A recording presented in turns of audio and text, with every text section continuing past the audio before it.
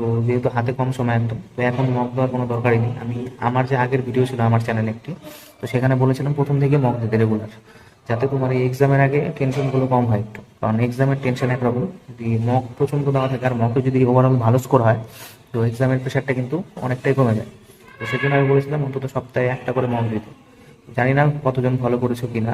তো এখন বলবো এখন মক দেওয়ার কোনো মানা হয় না।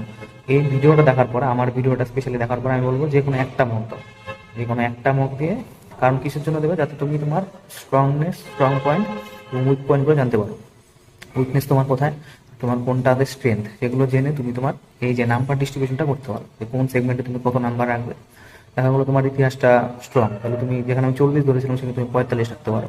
এবার কারো হতে পারে ম্যাথ উইক, তাহলে সেই ম্যাথে নাম্বারটা একটু কম ধরলো, যে 20-তে 15, কিন্তু তার আবার ইংলিশ স্ট্রং, তাহলে সে ইংলিশে 15টাকে 20 উঠতে পারে। তো এইভাবে তুমি আপাতত জাস্ট একটা মক দাও, মানে ফাইনাল এক্সামের আগে,